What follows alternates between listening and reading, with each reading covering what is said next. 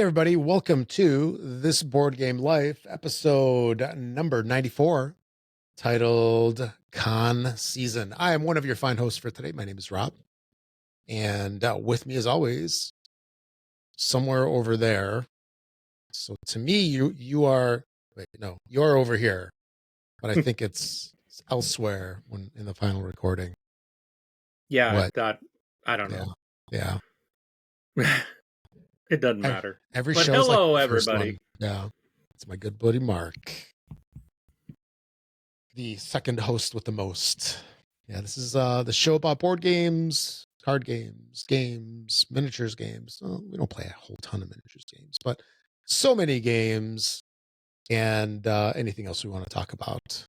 And we will be talking about games and conventions this week here. Anything you want to mention before we get rolling? Just Anything? check us out on YouTube if you're listening to the audio version of this. We do have a video version, so you can see Rob and I on camera. And we have a lot of unboxings and playthroughs, and not a lot of reviews. Something I need to work on, but I've had so many unboxings and stuff. I've added in a new video series called Mailbag. So when I get something in the mail, I wait and open it. So then you get it just makes a short video. You can see what's new into my library, and then you'll know what's going to be coming up as an unboxing and possible playthroughs in the future. So, but yep, lots of content out there. There's new stuff dropping every single day so far for quite a while now. Oh, yeah. I had a interesting experience the other day. I thought I'd make mention. It was just kind of cool to some extent. So I went and I went to this restaurant. And I had lunch, and there's a bunch of dudes that came in, and probably like early 20s, and they were sitting at this table. And then I kind of heard them talking a little bit, and they were talking about power ups. They were talking about relics, and like miniatures and stuff like that. And I was like, oh, wow, that's actually kind of cool. Just to hear other people like at random, talking about games. Yeah. And, I was trying to figure out what they were, playing, was initially I was thinking, I'm like, is it like some kind of TCG? I originally assumed Magic, and it didn't sound like it. And then I just went back to doing my own thing. I was watching some videos while I was eating. And then they got up and they left. And then they started walking. So this is the restaurant's in an outlot of a, like typical strip mall, a good sized strip mall. Mm-hmm. And then they were walking back in one direction. And I'm like, oh, it makes sense. There's a Warhammer store over there. Yeah. That, apparently they were doing their thing at. So it was kind of cool. It was just a nice experience. It's not something that has happened a whole lot, right? Because, out in the public, usually you don't hear people talking about board games too much. Or at least I haven't. So I thought I'd share that. Yeah, unless you're with a group where you're gaming. Exactly. Yeah. So. Or you're at a convention. Like if you're at the mall you might hear something there. Yeah, if you're at the mall over at Gen Con or something like that at the food court, yeah, then you'll hear it. Yeah. As they're like carrying 5 boxes and struggling. Yeah. So freaking heavy. Anyway, so yeah, what you been playing, man? I've got quite a few things in the last 2 weeks. So I did play some Reckland Run, and I did a playthrough of this fun little solo game that you're basically, you've got a car that you are outfitting with different types of weaponry and stuff like that. And then you're going through like a campaign where there's different bosses and different minions, if you will. that are going to come out, and they're going to circle their cards are going to circle yours and do damage and shoot at you and various types of damage to you on certain sides of your vehicle, and they'll rotate around your car. And it's a dice card game that I find very fun. It is a little tough. I One thing I'll say about some of these solo games that I do kind of wish that the very first mission that they put you on wasn't necessarily super hard. It's like you're trying to learn the mechanics, you're trying to learn the game. Right. Let me have that first one as a win, right? To get me to, oh, okay, I kind of get this. That wasn't as hard. And then you get your, some of your abilities, or, increase your level or whatnot, and then move on. When the very first mission is really hard to accomplish, I think it's hard for people to go back to it. Now, I don't want the whole game to be super easy, and it doesn't need to be a gimme, but some of these games in the solo hero series are like, man, I can't get past the first mission. It's like, how many times do I got to do this before you feel like you get lucky. And so I put Recklin Run back, and it's like I played it several times and I can't get past the first boss. And it's like, okay, I'm done with this for now. And I feel like they kind of miss an opportunity that maybe they make things a little too hard out the box. And if you want someone to stick around, maybe make the introductory mission or the tutorial a little bit easier to get through. But Yeah, I get that.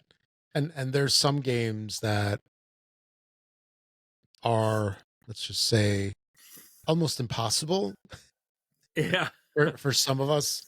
Like, actually, like this one here. Oh, he's bringing up a box. Yeah, I think I've mentioned this one before. Friday by Freedom on Freeze. Yeah. This game, I don't know how many times I played it, and I probably like win 1 out of every 25 games. But the thing is, I won 0 out of every game that I played up until the point where I actually learned the trick. So what I was basically trying to say was that it really helps. Did you catch any of that, or did you not? Sorry, That's okay. I had to go shut my door. My daughter came Oh, home, is making a yeah. ton of noise. The dogs are freaking out. Yeah. So No, I heard I you get say it. Friday by Freedom and Yeah. Freeze. No, what I was saying was that I normally would, like, well, now I can win like 1 out of every 25 games, maybe. I'm I'm being tough on myself with that. But originally, I couldn't win a game to save my life because not that I was playing it wrong. I wasn't playing it wrong, but the the strategy that I needed to win, it didn't click with me. It didn't resonate with me originally. And then I remember watching, I don't know if it was a strategy video, or I read something on BGG. It was a long time ago, like many years ago. But I saw this one thing and I'm like, oh, that's interesting. It's just like a different way to play, a different way to collect cards, because it's a card game. And, once I learned that, because I've seen people like, yeah, this game's really easy. I win almost every game. I'm like, Yeah. how does that happen? Because, Yeah. I mean, most of the time I'm not a dumb guy. I'd like to think I'm kind of smart and, and stuff. But, that is the thing. It's like, if you don't get that strategy out of the gate, it can be a disadvantage to you. So once you figure out what you need to do, it's like once you figure out that strategy, then boom, all of a sudden you're winning. So I was just gonna say that Mhm. with some games that happens, and in the games that are solo, there's the games that are cooperative that you can play solo. Yeah. Maybe just get another smart person to play with you, like me. Then you Yeah. have a chance to win. Yeah. Right. I And kid. I kid. I'm sure a lot of it too is me. Yeah. The one thing I know I get dinged for this every time I do a playthrough. Someone's always pointing out how many things I got wrong. It And happens. it's, you know, it's tough because I keep buying a bunch of games. I want to play all these different games, but learning all the nuances and all the different trying to remember everything that you're supposed to do can be really tough and at times. And so there's always that. It's like, okay, maybe I'm trying to play too much and I should just, I should narrow down my library of over 400 games to maybe something more playable and manageable. Stop right here. That's crazy That talk. then I can really enjoy and learn and then probably just destroy in a game like Reckland Run because Ah, you know it inside and out. But but another game in that series that I did try that's brand new is called Wraith and the Giants. I went through that and did win my first game and was so you and played it it's like wrong. possibly I'm, could be. I'm kidding. I'm totally joking. This one, I really did enjoy this game on Wraith and the Giants. You are well, you've got one character, but at three different like age levels. You are the young, there's an adult, and then there's the elder. So you start playing as the young Wraith, who's taking on these giants, and you are kind of moving up and down on the giant and moving over into different areas to do damage to them. Okay. And there's cards and there's ways to mitigate the damage, and it was a really fun game. It's like I really liked it because it didn't feel overly complicated when you first start out, but it's going to be one of those that it's going to get and build and be harder as you go. And I feel like that's a better system. Like with Reckland Run, the thing I believe that really kind of makes the game really hard in the start is that a lot of your enemies have shields, and some are like a lot more than I have, even myself. And then you're outnumbered, and it feels like on your very first run, there should not be that many enemy cars that have the shields. It's like, because there's stuff that's going to get added into the game as you play. Why can't the shields on the enemy cars be added in later or more of them added in later? But there's so many that there's like, I'm doing just enough damage that their shields like negate it. So it's like, okay, I can't even attack you. And it just kind of makes some turns like that you can't do anything. And that's kind of like, I feel like the game's kind of rigged from the start, from the very first mission, where I felt like Wraith and the Giants wasn't, didn't kind of, it, to me, I feel like this one's kind of designed a little bit better to work your way into it, and it's like, oh, I'm successful, I'm going to move on, take on the next giant. Then you end up going through all of them, and then you move up to the adult Wraith, which changes some of your abilities and you gain more powers, if you will. And then you're going to take on these giants again, right? You're going to fight them again, and you're going to basically go through this thing like three times, but you're going to, each time you fight them, you be a different, like an older version of yourself, more wise, and but with different things happening in the game. So I think that's a better way for some of these games to approach, especially like on a solo campaignish type of game. I also played Proving Grounds. This is another solo game. This is an arena, like you're a gladiator in an arena, and you've got 6 different people attacking you, and it's a dice chucker. And man, is this thing, you have 1 minute. You have a 1 minute timer in this to roll your dice to try to get the dice you need to attack different people. Some of the people, if you don't have a dice to apply, then nothing happens. Like you don't attack them, they don't attack you.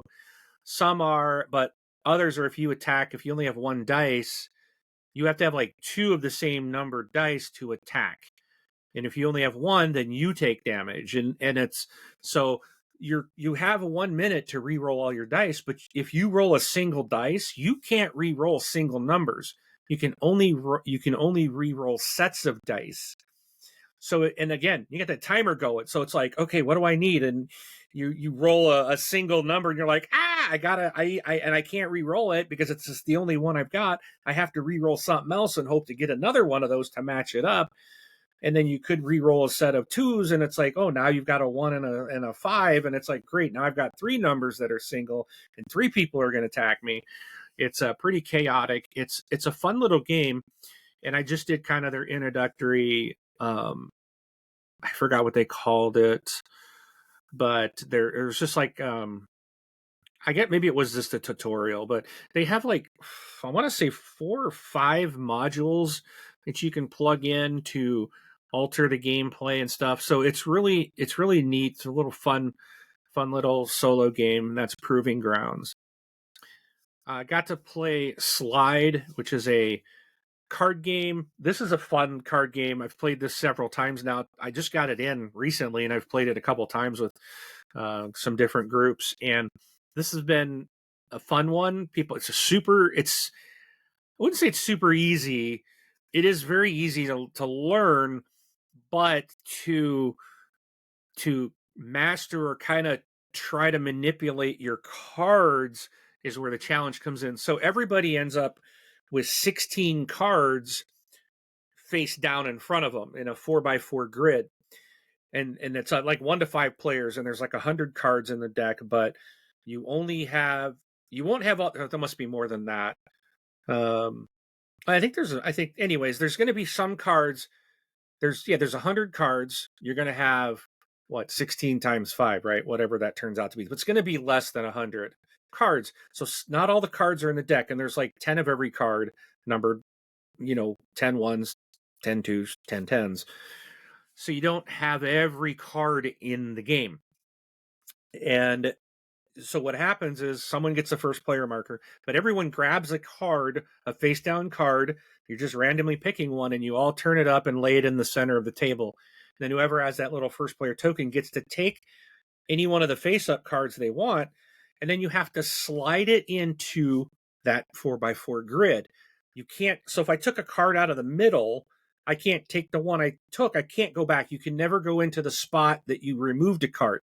You have to slide cards up and down in that column or left or right in that row and slide that new card in from the side, top, bottom, right? And as long as you are matching up orthogonally a number that is the same, then those cards basically zero out. So it doesn't really matter if you have 10s in your thing, as long you could have 4 10s in your little 4x4, but if the 10s are all touching each other orthogonally, then it counts as 0. There's no points against you. But then as the game goes on and you get more cards, you're trying to, and you always have to slide your board that can take some of your groupings and split them up. And that's where like the challenge is like, how do I pull cards out? How am I picking cards to play out that I don't know what they are, but I got to look at how everything's going to slide, and I don't even know what's going to come out. So it's a quick game, 30 minutes. It's a lot of fun, and it plays really good, and that's Slide. Another one I got to play recently is another card game that, Rob, I think you would really like, and this is called Faraway. And I don't even remember why I picked this one up. It was probably one of those had to get to $100 to get the free shipping. I'm sure it's exactly what it was, but it didn't. Done that. It didn't sound interesting to me. But this is a lot of fun, and it was weird. Like the very first time I played, reading the rule book, I'm like, "There's only like 3 steps," but it was like one of those. It's like you have to just play the game one time, I think, to fully understand what the rules are saying. Like it was really confusing, and then I'm like, "Okay, we're just gonna play this." But what it is, it's cards. And you are going to lay out, I think it's a total of 8 cards in front of you, but you'll have some cards in your hand, and you're going to play one out. Everyone will play one out at like the same time in front of you. And then they could have rewards. They could have prerequisites. So to get the reward, here's some resources you need, or the card could have some resources or what they call like a clue, which basically gives you a different type of card. So there's two different types of cards in the game. So everyone plays out a single card on the left side, and you're going to basically lay them out left to right in front of you.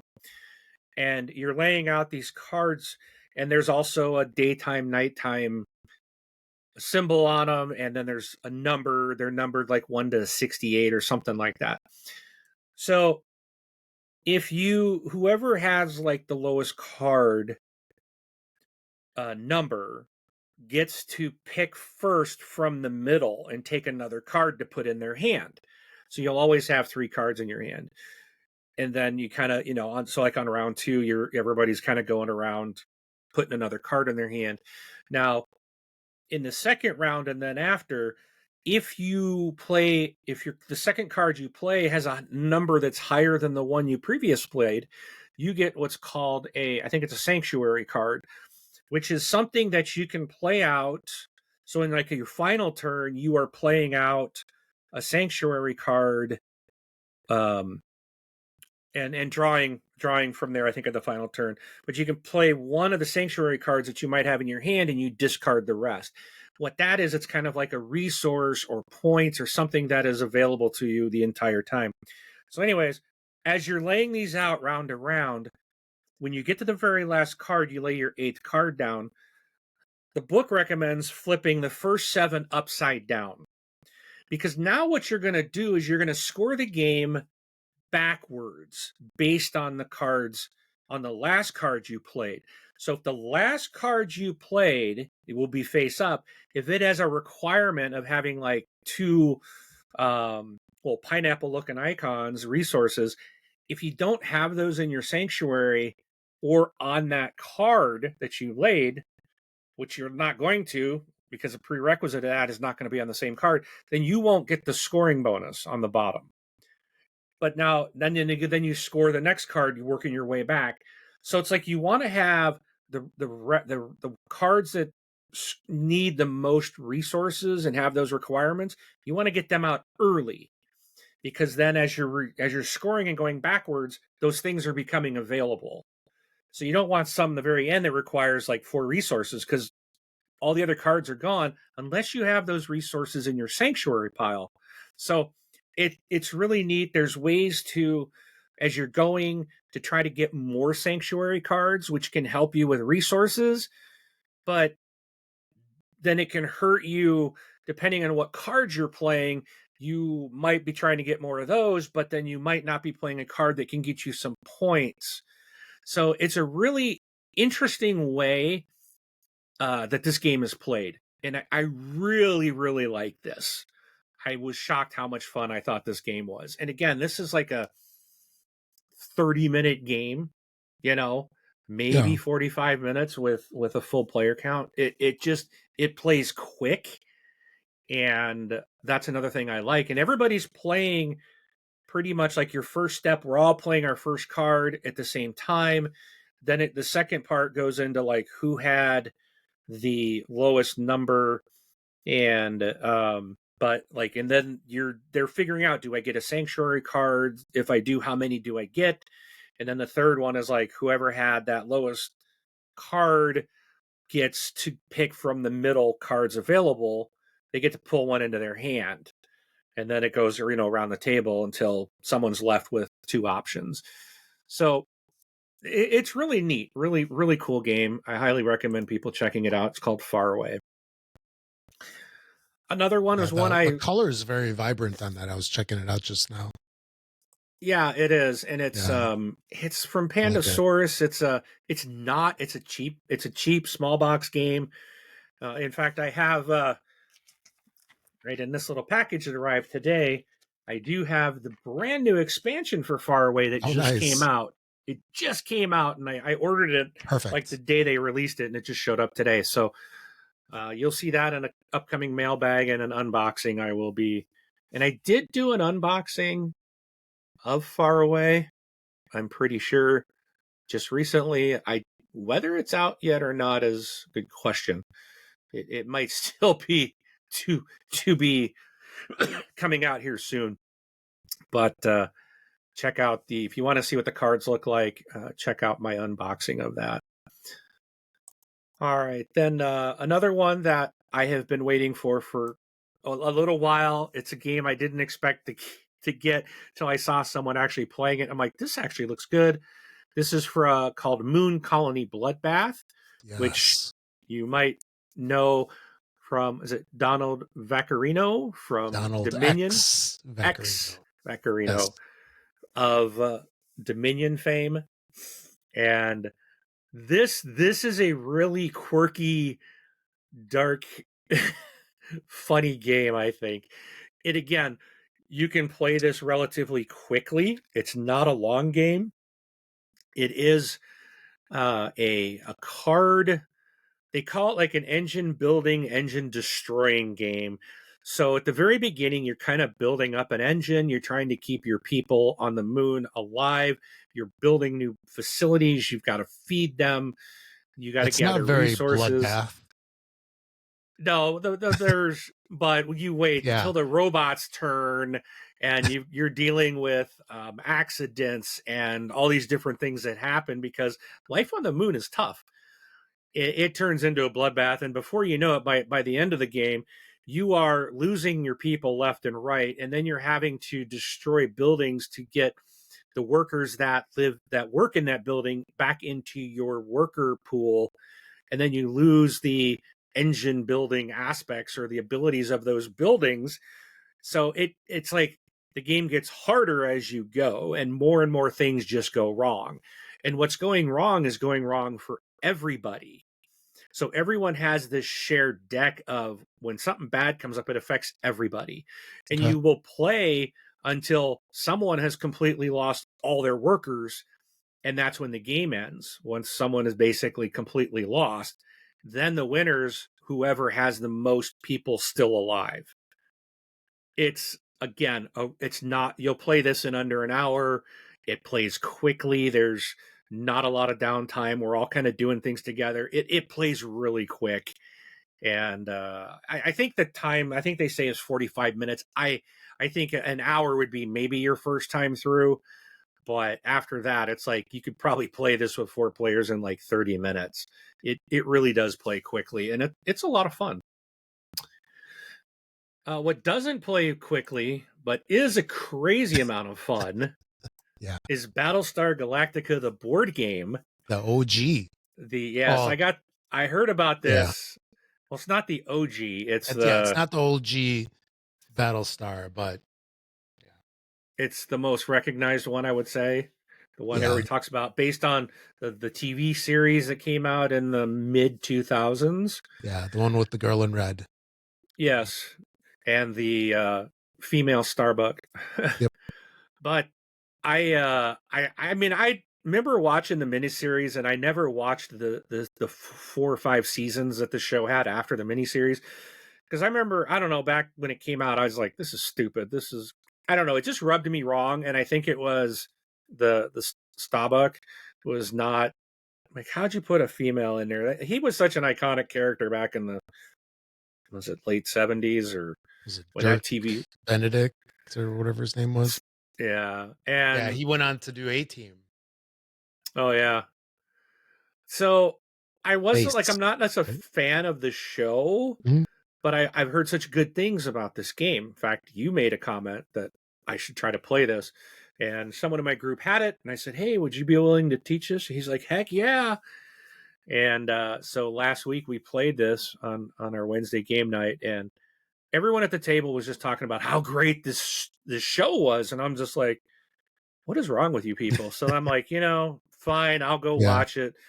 After playing the game that night, I came home and looked it up, and it's on Amazon Prime. And I watched the miniseries, 3 hours that night. And the whole thing, the whole series? The whole miniseries, and then went on and watched episode 1 of season 1. And I am now working my way through this show, and I'm like, this show is great. It is. I am like, good stuff. It is a really good show. But so, and everyone was telling me, it's like, And The guy that it's a drama. oh yeah, It's not like a happy show. no, there's a lot happening, and you don't know Yeah. who you can trust.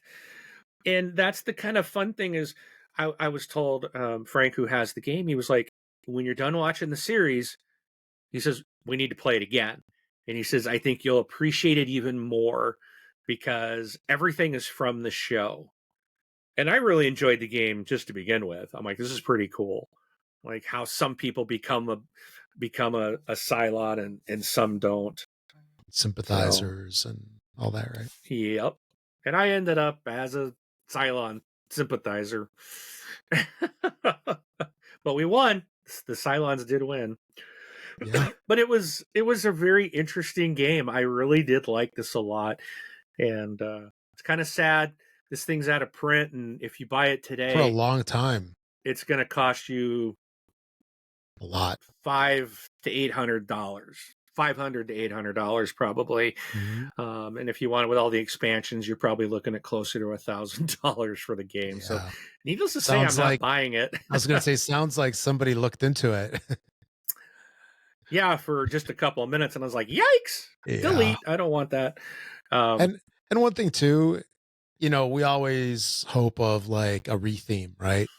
Where they'll bring it out again because it's a solid game, right? But yeah, I don't know if it would be the same without the whole BSG thing. That's a very yeah, particular IP. yeah, and the way that the game works, and the kind of you don't know. I mean, there's a lot of those hidden trader games, but this one fits in so well because that's exactly what that show was. Mhm. Like you didn't know who was a Cylon or who was a sympathizer or it's just like, yeah. And And some of the things in the game, the way you set up the game, I'm like, what are these two ships over here for? And he's like, you need to watch the show. It'll make sense to you. you know. yeah, because going in the story of the show, right? People knew each other for years, Yep. right? And Now don't give any spoilers away no, because no, I'm not I am gonna. only like I think I'm in season 2 now. I think I did Oh get through wow. season 1. So, but yeah, great, Yeah. great So game, yeah. great game. Now I was just gonna say, if I remember right, it was something like they were warring and then they signed like an armistice or something, and then the Cylons disappeared for like 40, 50 years. And then they make a reappearance. So And that's when the show starts, right at that yeah, reappearance. Yeah, right. So then, they could have been inserted into humanity for decades at that point. yeah, yep. I'm a Cylon, by the way. Well, I'm a sympathizer according to the game. So, Okay. All right. all right. Next, I got two more games. Real quick, I played some more Cities, and I also played Flip 7 as well. So, but that's what I've done. I know you've got a game on your list. What Yeah. did you play? Yeah. So I played Star Explorer. This is a game that I got on Kickstarter a while ago from one of my favorite companies, Queen. And this is a little bit of a different take on some games because it is what they call a flip and write, tile flip and write, maybe. So it comes with these boards, and actually I should mention that. So the box is rather small. It's in their new Queen has this like family, friends, and night, something like that, series of games where the boxes are smaller. They're not like the old Ticket to Ride size boxes. They're smaller, more shelf friendly. Like Yeah, the new family and friends. yeah, yeah. Like Yeah, they've got Alhambra and a couple others in this series. So it comes in that and it comes with these boards. So the first thing you do when you get this game is you have to put it together. So it's got some game assembly therapy for good or bad, where you actually have to put together these boards that are actually 3 ply. And so there's like a bottom, this part folds over, and you get these like little sticky dudes that you put to hold it all together, and then you put a third piece on top. and you have then these circle pieces, rather large, maybe like 8, 9 inches around, that have stars on them, and that is the meat of the game. You slide it into this pocket basically with a window on it, and then that is your play area, your playing board. And you get a dry erase marker, which is a little unusual because it's white ink. Because normally the It's a dry erase, wet erase. It's a wet wet erase. erase. Okay, yeah, Yes. yeah, that makes sense. Yeah. Yeah. Yeah, so it's a wet erase white marker. So the Yeah. board is black, because it's got stars on it, the sky, etc. And then it is kind of neat to just have that, with the white ink. But the interesting part to this game is that as you play the game, you flip these tiles that have constellations on them, and what you have to do is you have to put that constellation somehow into your star map by circling the stars and drawing lines in between them. Think Big Dipper, right? You got the spoon, right? And they connect all the stars together to make the spoon, or Orion, or whatever constellation. So you're kind of doing the same thing, and you're looking to select certain stars over other ones because the stars are worth different points to you. Every turn or every round, you have 2 stars that score you points. The rest don't. So for every star, let's say it's like this like yellow star that's filled in, you get 2 points, and for every star that's hollow, it's colorblind friendly. Mm. Uh, for every star that's hollow, then you get 1 point. So as you fill in your constellation, you score how many stars you use, and then the third way to score is you is for every line connecting the 2 stars that you have, you score a combination of those points. So for example, if the if the filled in star is 2, the hollow star is 2, then for every one of those lines, that's 4 points. And there's spots where you write in your score on the board, etc. And once you fill it in, the next turn you rotate the star chart 1/6 of a turn, whatever that winds up being. You rotate it 1/6 of a turn, and then you basically repeat the process. You do another constellation, you try to fit it in there. Now your old one has shifted off, maybe even partially out of the window, the viewing window that you have, and you have new stars that are exposed. And it's a really cool little quick playing Tetris like game where you're trying to fit these pieces in, uh, into your map, and you're also trying to score the most amount of points that you can. There's a couple extra ways that you can score points too. There's a line that goes across the star chart. Every time you cross that line with one of your constellation lines, that scores you points. There's a star Polaris in the middle. Whenever you incorporate one of the surrounding stars to Polaris, it scores you points. And then there's points scored for all the way in the outer edges. There's like about, I don't know, 12 stars on the outer edges that score you points. So it's a cool light playing game. It's just interesting, and a little thinky, because eventually you get to the point of where it's like, I've got this, you know 10-star constellation I need to fit in my map somewhere, and I can't. And if you can't draw stars, it counts against you. But a cool little fun playing game, easily accessible, open to just about everybody. You can introduce your friends. If somebody is positionally challenged, there's some people like that where they have problems with spatial stuff. It might be a little bit of a challenge to them, because when you have those little star tiles that you're trying to figure out, you can orient it any way on your map, but you can't flip it in any way. So you can't do like inverse mirror and think that it has to be exactly the same way. And sometimes it's a little bit of a challenge to try to get it to fit. But it's a lot of fun. I definitely enjoy this game. That's Star Explorer from Queen Games. And that's Cool. all that I got. So you want to do A little bit news of first? news. Yeah. Yeah, I got two quick things. The first one was I thought this was going to be an April Fool's joke, and it sounds like it was something that Roxley has done in the past as an April Fool's joke, and it turns out that it's now become a real thing, and that is Slam Throne.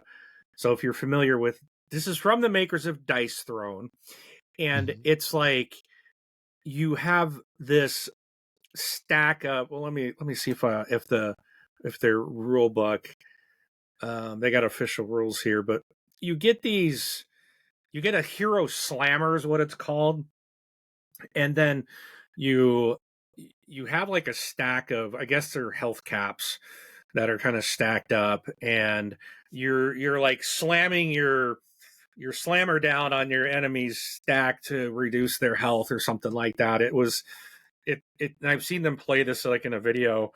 They have this, and it just seems like it seems a little ridiculous, to be honest.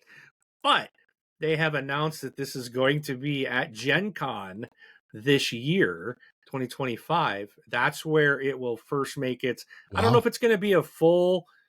It's going to debut at Gen Con 2025 at the Dice Throne booth.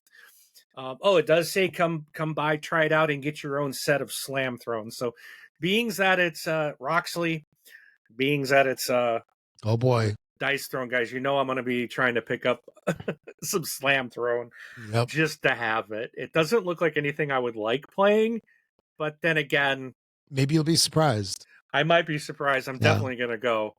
And but you can check this out on their website. If you just go to dicethrone.com, you'll see the information about it, and there is a trailer, and you can sign up for updates. But yeah, it's I thought that was kind of funny. Maybe it'll be slamming. Yeah. And we also got the other day Days of Wonder. So on April 6th, Days of Wonder announced a brand new design for Richard Borg's Memoir 44, while also wait, is that official?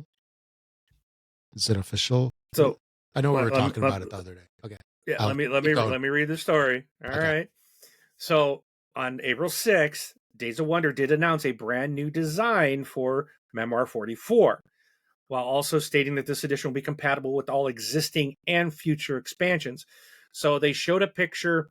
It looks like it's a new box cover. It's new. It's a new version of Memoir 44, but it's the same passion. So they're basically putting out kind of a new release for it.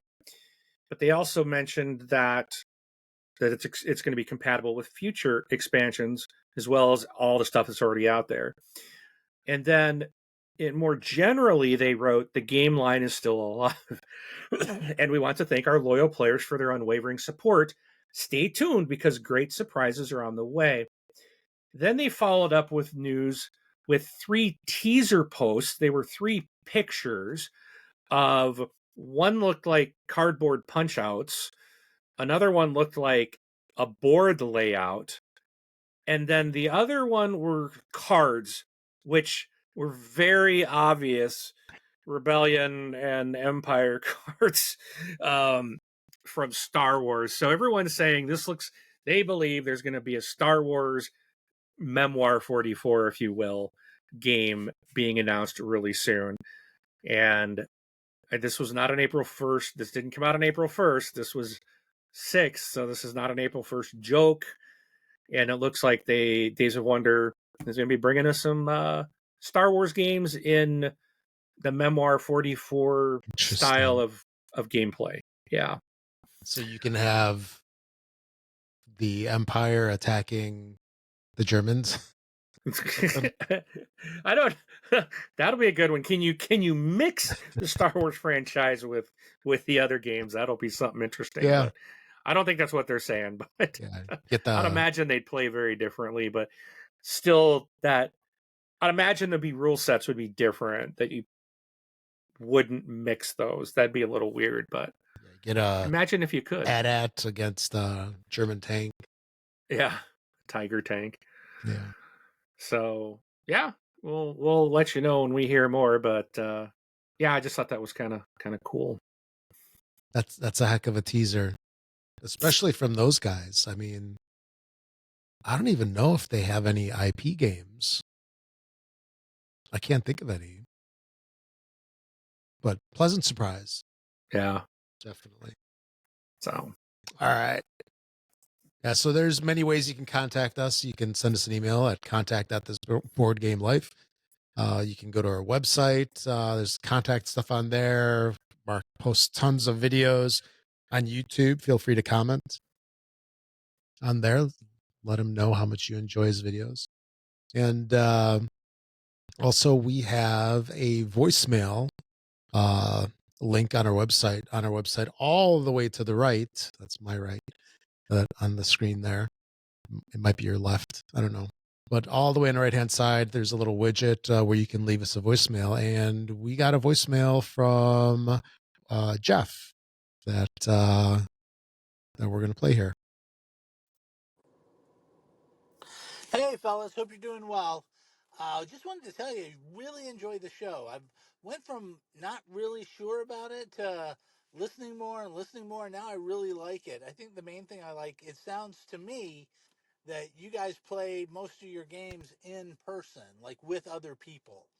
I've found a lot of the podcasts I've been listening to, they don't play anything with people. Everything's done on BGA, and that's kind of disappointing to me. So I like it when I hear people that play games with family and friends and use the whole board gaming thing as a way to connect with others. So I appreciate that. I've been listening more and I really enjoy it. My last question, I just wanted to find out, you guys from Chicago? It sounds a little bit like Midwest or Chicago there. I typed all this. I can't get it to work. I can't get it to send, but I hope you're well. This is Jeff Arthur. Um, Again, love the show. Have a great day. Talk to you later. Bye bye. well, Jeff, you couldn't be any further from the mark. I'm out in the Seattle area, Pacific Northwest. So sorry, no Chicago. What about you, Rob? I am not in Chicago either. Yeah. I'm a little north of Chicago. Technically, most people would say yes, the Chicago area. But yeah, you nailed that. And I wonder what gave it away. Was it the couple two tree things that we say? Yeah, a couple two tree things. And I'm just joking. I did live. I mean, I lived most of my life in the Midwest, so I lived, I think, a total of about 15, 16 years in the Chicago area. So that's how Mark and I got to know each other too. Yep. We met in high school, and we're still friends today. So, but yes, I don't live there anymore, but I spent many years there. So yeah, and he misses it a lot. I miss Portillo's. I miss Portillo's so bad. Portillo's, Rico Betty's, maybe the pizza. I will be there July 29th. I'm coming back. Yes. So, but that was really cool to get a voicemail. Yeah. That was so awesome. Really appreciate it, Jeff. Glad that you are enjoying the show. I think that's really cool. And I don't care. Rob and I have played BGA just because we do live so far away. But I weekly game with people in person, and I know Rob does as often as he gets a chance. We like to do it in person. So, oh, absolutely, it's the way. Yeah, I appreciate BGA for what it is, and also online implementations, mobile implementations of games. But it's not the same thing. And I know I've mentioned it before. Like one of my favorite deck builders is Ascension, which it was one of the first games that actually came out online. where you could play it. And while it was convenient where you didn't have to shuffle things, it's not the same experience. Like you can finish a game in 5 minutes on an app, but you don't have that interaction with, like when Mark and I play games, or anybody, where you have that interaction, that banter, the teasing, Yeah. whatever it is, right? There is none of that, and that's a big part of the hobby. Just like how we have, like we have, you know, components that we enjoy that have great tactile feel. It's the same thing with the games and the people surrounding you. And yeah, it would be odd to me, like if there's shows, where all they do is play BGA, because that limits the games that you can play, right? Well, actually, no, I take that back. They've been coming out with a whole ton of games on BGA in Yeah, I mean, particular. yeah, no, not, Oh, and neither one of us knocks BGA. no, it's awesome. It is awesome because like Rob and I can play a game, you know, even though we don't have the, we don't live close enough to meet up in person once a week. So I love that aspect. And if you're, wanted to get a quick solo game in of something, sometimes it might be fun to play the that version quickly online. But that experience of like, even when Rob beats me, I prefer it when we're face to face, because then he razzes me and we go back and forth, Yeah, and it it's teases just each other and stuff. Yeah, it's part fun, of the and that fun. whole interaction and just, I don't know, the tactile playing the pieces and all that is missing on the online version. So, Mhm. but But yeah, yeah. thanks for the message, Jeff. We definitely appreciate it, and hope you enjoyed us playing it on online here. Okay. So we encourage anybody to send us messages. We'd love it, either through email or voicemail. Yes. So And it's family friendly, so yes. contain yourself, please. Anyway. All right. Moving on to the big topic of the night. Con season. We are upon that time yet again. Oh, Right? So, cons officially end, I believe. I think everybody kind of agrees that, Essen, the Spiel, is kind of like the end in October. And we get like the holiday break. We get the beginning of the year, and then starting mostly like in May, which is what, 2 weeks from when we're recording this. That is when it starts, all May through October. Cons big and small all over the world. I mean, you got everything. You got cons on ships, you got cons in convention centers, cons in like VFW halls, wherever people can, meeting rooms, wherever people can get them. And some of us even have them at our houses. So, right. Yo, you know it. Although those are limited in scale and scope. Although I should maybe come up with like a concession area next time you come over and charge you. Yeah. Get your Yeah, bottles of water. let me pay to $3. fly out there just so you can charge me for my room and gas to take me to Portillo's. Hey, that gives you the whole con experience. It's true. It was missing. Yeah. But or at If least we're gonna do that, I'll get your bill in the mail, because it's not been too long ago. Yeah, I know. There's an IOU. Yes. But anyway, so we're coming up on con season, and I know for a lot of us, particularly like for me, and I think you also, Gen Con is the big one. That's the big con that we go to. I don't go to very many other ones, not for any reason or anything other than just I haven't.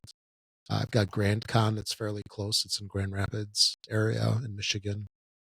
There's a whole ton of small ones up in Milwaukee and stuff. But, for Gen Con in particular, we start thinking about it like early in February, right? Because that's when the ticket sales Yeah. start happening. And then they shortly after that, they open up the hotel blocks, and people are looking to book rooms and everything.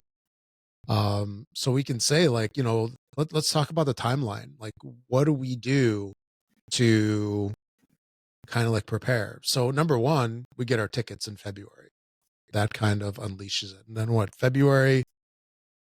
Well, there's your con tickets for So Gen that's Con, and 5 then months. your flight tickets immediately the same day. Right. For those of us that have to fly. Yeah. And there's a lot of people that actually drive. They like carpool. They just pile in a car. Like, they'll drive down there from like Canada, from out west, wherever. I mean, It's a long way for me to drive. Yeah. Oh, I yeah. will say that. So, I mean, it's a long flight. It's not as long. I can get long there. Drive. 4 hours instead of 4 days is better. So yeah. Oh, heck yeah. Just think, if you drove, it would be more time driving than time at the con. Yep, because I got to come back too. So yeah, exactly. Yeah, too far to drive. It'd be nice. I could fill up my truck. Yeah. So a little cheaper, but oh yeah, you can fill up with all your goodies. Yep. Yeah. But so I guess tickets are probably the first thing, right? It's 'cause some of these sell out, because for the 50th anniversary that happened like 2018, 2019, they sold out early. And then last year, I want to say that they sold out of 4-day. Right? Because didn't we see the signs? They completely sold out the entire convention last year. But I think they had individual days still available. I thought it was just the 4-day passes sold out. I could be wrong. I don't know. It seemed to me that I remember the signs. I thought they sold out the entire convention for the first time. No, it wasn't the first time, because it happened at the 50th. Okay. Yeah. Oh, that was Gen Con. Okay. Yeah. So this is like what, 54th or 55th last time. But anyway, so tickets or badges, whatever you want to call it, wristbands, those are the number one thing that people are really looking to get. And then we move on to travel and accommodation, because accommodations in particular, that's the tough one. That is the tough one, because it's so expensive to stay downtown. They were supposed to build a couple more hotels. I don't know if that'll improve things. Because what was it, last year or the year before, they announced that they were going to do an expansion. They were going to expand the convention hall, and they were going to also add some more hotels, like 1, 2, or 3, like a lot of room hotels. But, either you got to really pony up and pay a lot to stay local there in the downtown area, super convenient, right? Just go back and forth to your room. Or you got to do the Airbnb, the hotel thing. There's a ring around Indy that we always would stay like 15 minutes away, because, now is, you're talking about less than 200 a night versus 400 a night downtown. So that's a huge difference in cost. But so after, I guess we'll use Gen Con in particular for our examples here. So what's next? After we get accommodations, after we get travel and badges, maybe we need the event list. Yeah. So that's usually what, May sometime that they open that up? The next month. Yeah. Then we fight to get tickets to things we can't get tickets for. Yeah, exactly. And so the events, that's something that I always struggle with, because I know there's a couple of things that I like. There's that thing that you and I like to get. And then outside of that, I feel really overwhelmed, honestly, by the events list, because there's just so much. Yeah, it's like thousands. several 100,000, I think, last year. Like, wasn't Yeah. it 200 and something thousand different It's events? like, yeah, like thousands and thousands of events. And it's like, Yeah. it, it really amazes me how people are able to like keep tabs on all that stuff. You know, maybe if you like a game, right? If there's a game that's coming out, like maybe you want to do a tournament or something. Yeah. You know, maybe that's it. Maybe that's easier for people. Like if you're doing a tournament, you're going into it knowing, okay, I want to do a Magic the Gathering tournament or a Right. Pokemon tournament or something like that. So that's the stuff that you look for and you sign up for it. But when you like a little bit of everything, it's like overwhelming. Now, I know, what was it last year? You did a couple events. How did you choose those? Like you did the SETI one, right? Um, yeah, I saw that they had one. It was a, what did they call them? Like a demo, I guess. It's a two Hmm. hour block of time that you can go in with the team from CGW and sit down and not not really play the game. They don't really. It's weird. It's a demo. It's a It's a kind of guided, it's a a guided guided experience. Yeah. experience. Yes. So they it's all kind of pre-set up.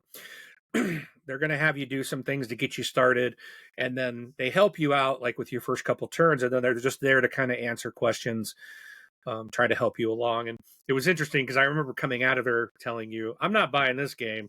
Yeah. It was too heavy, and now I own it and I freaking love it. It's awesome.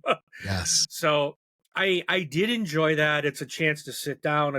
It's a chance to, like in the retail hall when you're getting a demo, it's like, you find an open seat and they're doing demos like every 5 minutes. So it's And like they're real really quick, short. Yeah. very short. It's like, oh, here, this is fun. Buy it What? right here behind me. What? Huh? What? No, I'm making fun of like how you can't hear anything in the hall. Oh Like yeah, they're yeah, they're exactly. explaining rules and you're like, I have no idea what you just said.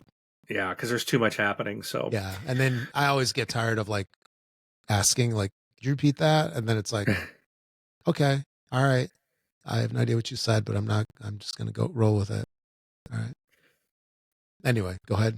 But yeah, Sorry. I mainly I wait for, was it Eric Martin's list on BGG as Yes. well Hmm. to come out to what's going to be there. And then I kind of like, that's when I'm like, if there's things that I really am interested in, then I might see if there's an event for that item. And the only other thing that I really like to sign up for, which I bought tickets for all of us last year, and then we didn't use them, was the game library. Hmm. I bought us all tickets so we'd have like an We entire almost half a did, day. didn't we though? I And think something else we came up. elected go by Franco, right? Yeah, I think we just stayed at his house and Yeah. played what we bought. So I really liked the game library the first year I Mhm. was there, but again, we buy so much stuff on day one that why spend the money to go to the library to play something else that we haven't yet bought when we've got all this stuff? We might as well sit out in find a table in the hall or somewhere or go to Franco's and just play what we bought. So Right. I don't think I'll buy those this year. But I'd But like if to we maybe do, like I'm open to it. I'd do it. I've it's enjoyed it in the nice too because past. it yeah, what I like about it is it gives you a chance to, if you go to the game library, you're gonna get a table because they only allow so many people in. So and it's over in the stadium. It's a little quieter. It's a little bit It's a cooler. lot quieter. You get a chance to kind of just And it's wind the down. floor of the stadium. And yeah, so Yeah. it's I do like that, and it's kind of a nice just I got to take a break. I want to get my feet a rest, and let's just focus on playing some games. So I do like that aspect of it. And then you can do that in the middle of the day, and you get a block of time like 8 or 9 hours or something like that. So, you can come back and forth, as you want, maybe go play a game and then leave for a couple hours and then come back and play another game or something. So that's nice. And I think I wouldn't mind checking out this year, maybe the hot takes room, where they Mhm. have it's another game library, but it's like Yeah. the hottest games that people are playing at the moment. It's all So the ones we bought. Yeah, The which ones we could again get our could hands be on. Yeah. those things that you weren't able to get, like Spectacular, which is now right here. That game I'm pointing to behind me. Rob got it at Gen Con last year. In fact, he couldn't find it. And I'm like, dude, it's right there, the whole stack. What are you, blind? This guy. Yes, that one. And we played it, and I fell in love with it. And I'm like, And it after we was played our cheap second too. game, $35. it's not expensive. So I'm like, I'm gonna go get it. And of course, the retail hall closed they were closing the doors as I was headed that way. Wah, And wah. turns out they'd sold out that day anyway. Yeah. So I put my pre-order in at Gen Con, and this thing showed up 2 days ago, I think it was. So April. Finally. So April of the next year when it finally arrived. So it is now starting to ship to the US. Yeah, because it wasn't available in the US. Outside and it didn't release appearance. at appearances. So it's a fantastic game. Yeah. I'm hoping to play it tomorrow night. Yeah. I'm taking that Moon Colony Bloodbath with me to my game night tomorrow. Oh, very nice. So, but yeah, and of course, looking for that list to start planning. What games do we want? Like, I already know Slam Throne is going to be one, but that's not if it's all gone, I don't really care. It's one of those things I kind of want for the gimmick of it, and because I like Roxley games. Oh yeah. But I don't think it's anything I'll ever play. It'll just be something I have because it seems corny. But we got to make our list of, okay, what do we want to go try to acquire this year? Yeah. Yeah. So one thing I started doing, so that Eric's list has gotten huge lately. Yeah. It wasn't always this big. Approaching 1,000 games. Yeah. And what I usually wind up doing is maybe like once a week. Once it's released, once a week I'll go through and I'll just rank everything based on my interest level. And then other ones I just flag them like, oh yeah, this one is like 0. This one's a maybe. This one's a must-have. And that's how I kind of use to keep track of what I'm interested in the game or for the con. And I also track to see what's going to be there because he usually has, it's like this one's going to be demo only. This one's going to be, there in spirit. Yeah. This one's going to be there for sale. And with 2 copies. Yeah. And so you can kind of get a lay of the land of, what you want to do, what you want to grab. And just prior, I'll jump ahead a little bit, just prior to the show, the thing I started doing many years ago is I go through my list of must-haves in particular, and I write them all out on a sheet of paper that I can take with me. And don't be like me last year where I forgot my list at home. That's why you put it on your Google Drive. I know, right? If I was smarter, I would do it like you. Maybe we'll see if I learned my lesson for this year. And anyway, so what I do is, and this is like a pro tip. This is my pro tip for today. A pro tip on blowing your money is I get all my games that I like. I write down the publisher. I write down the game, the cost, and then where it's at in the con. Booth. Yeah. So, booth, 1616.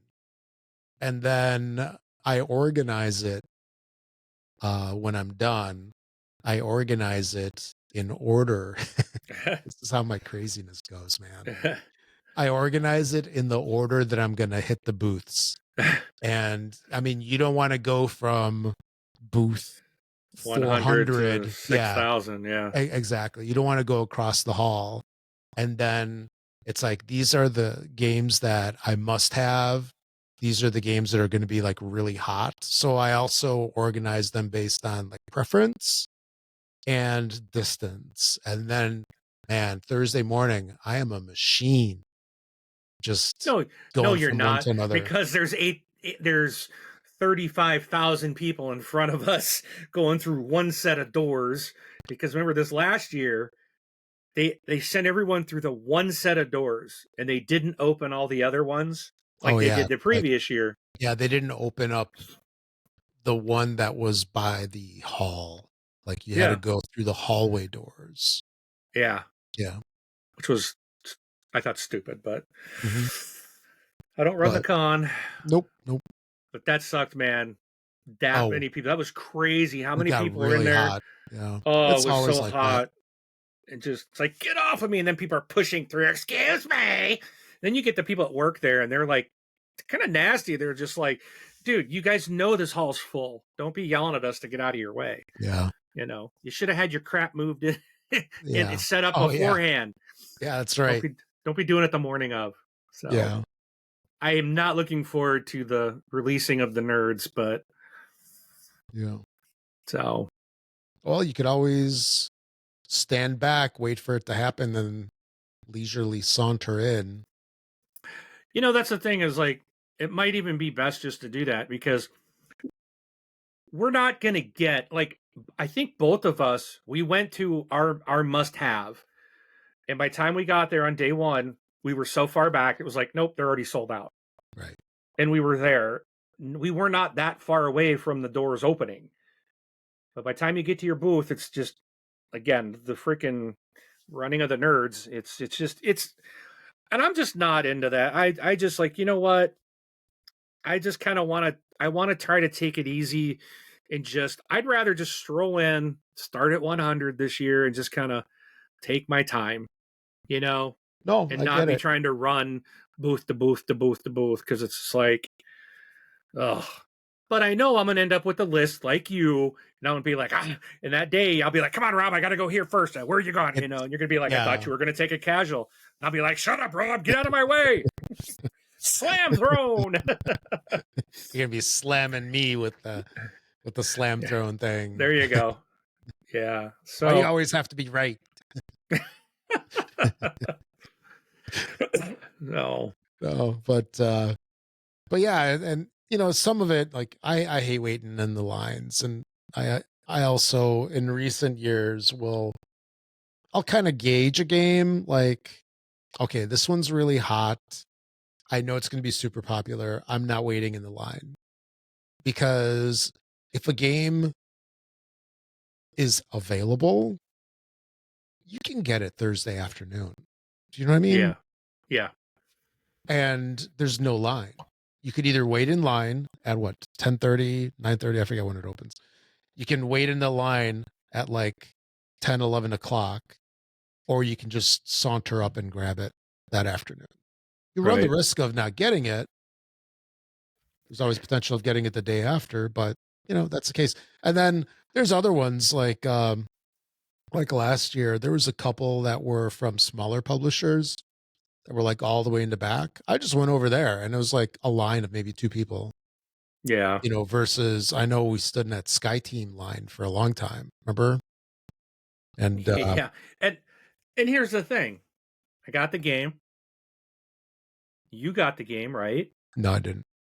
Okay. I've probably played it once. Yeah. In a year and a half. Why did I have to stand in line for? You know, Yeah. This is a whole different topic I think we need to cover separately. That's the sickness part of the hobby. I don't know what you're talking about. So don't be judgy. Yeah, tune in next week for or next episode for the what do we call it? The psychological side of conventions and the need to acquire. If you're so you can play at one time. Yeah.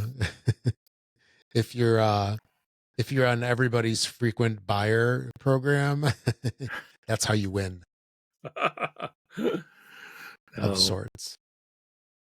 But no, it's you know, there I find you could I just saw your thing you wrote. Okay. So you just got to gauge, right, what's important, because it sucks waiting in those lines. And I've done it before where you wait in a line for like an hour for a game that is on the store shelves that weekend. Do you know what I mean? And then you're like, why did I just do that? You know, I could have spent my time better, or I could have gotten it that afternoon after lunch. But that's we could say that this is part of the game. This is part of the con game, right? It's Right. gamified in many different ways, and it is fun. It is a lot of fun to get the hot games and to play them that day.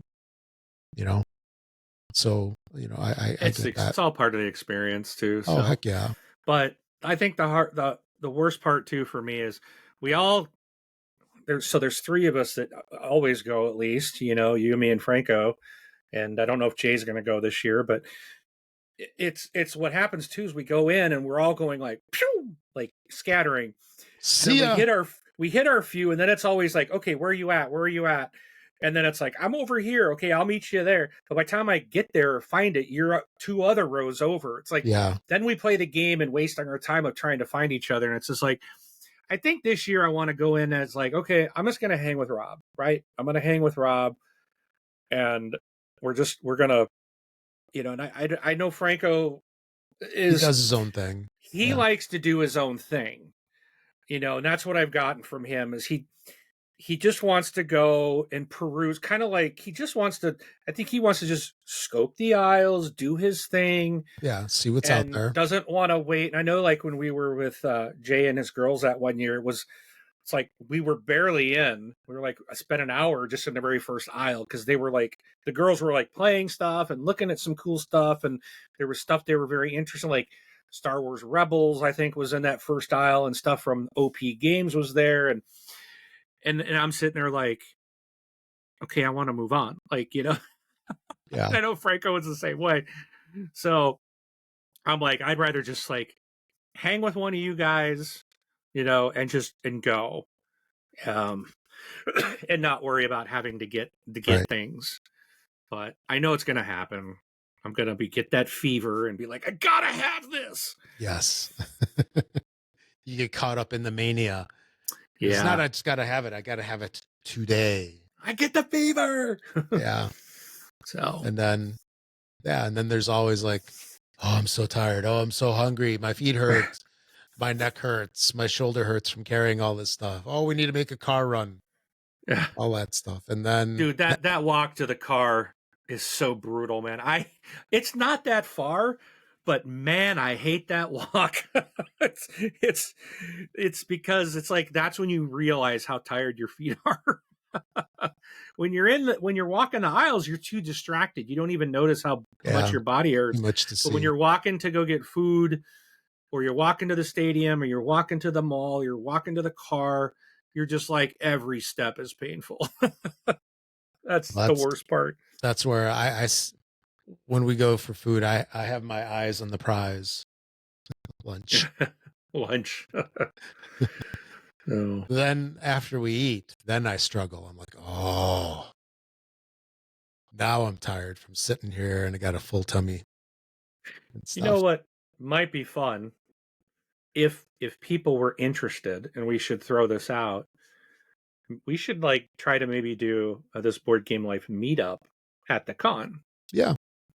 That'd be cool if people Oh are yeah. like, Let's do that. "Hey, I'd like, like we just got our voicemail. First voicemail from Jeff. If Yeah. Jeff's obviously, it sounds like he's in Chicago, since that was his question. Mhm. Is Jeff going to be there? He might be there. Maybe we could meet up and say hi. And just Yeah. kind of Absolutely. might be fun to try to snag a table. That'd be tough. We'd have to figure out where we would meet. But yeah, I Absolutely. think people should write in or send us voicemails and let us know if they'd be interested in doing a TBL meetup at Gen Con this year. Yeah. Yeah. That'd be awesome. So, Yeah. Let us know that and let us know if you've got any tips that we haven't like really touched upon that you've learned about going to cons that you like to do. And it doesn't necessarily have to be about Gen Con. It's just cons in general. yeah, We're just using Gen Con just as an easy example, but a lot of that stuff applies to anything. yeah. And if you travel by plane, definitely have a lot of suitcases. Bring a suitcase in a suitcase. That's what I did last year. Packed all my clothes in the small one and put the small one into the empty big one on the way out there. When I came back, they were both full. Yes. Yes. Big time full. So Yeah. So anyway, yeah, I'm excited. Definitely excited. Gen Con is what, 3 months away, 3.5 months. And Yeah. before we know it, boom, it's going to be here. Yep. And you get your Chicago food. Oh, And yeah. we get a lot of steps in and a lot of gaming in. Yes. It's a beautiful thing. It's a glorious weekend. Yes. So, all right. All Should right. we finish it out here? So I think you gotta. Yeah, I got a Get jet. it. I got some commitments tonight, and but big thanks to Jeff for sending a voicemail. Really appreciate it. Yeah. I really like hearing from the people, and it's really fun to get voicemails. So encourage others to do the same. It's real simple to yeah. do, but you're welcome to send us emails as well. Yeah, it's on our website. Click the widget all the way on the right hand side. It's got like a 90-second limit on it from the service. So if you need to talk longer, just do a second one. Or you can always do a recording either on your phone, voice app, MP3 player, whatever. You can do a recording and just email it to us at contact@thisboardgamelife. Either one works. Yep. So, all right. So I think that's about it for episode 94. What do we call this one again? Con season? I think so. Con season. That was like an hour ago. I already forgot what it's called. So thanks for listening, everybody. We'll catch you all again in 2 weeks. Or no, I should go 2 and 2. 2 and 2. Oh yeah. Like Chuck Woolery. Chuck Woolery. Boy, we're showing our age. Yes, exactly. All right. Thanks, everybody. We will see you at the table.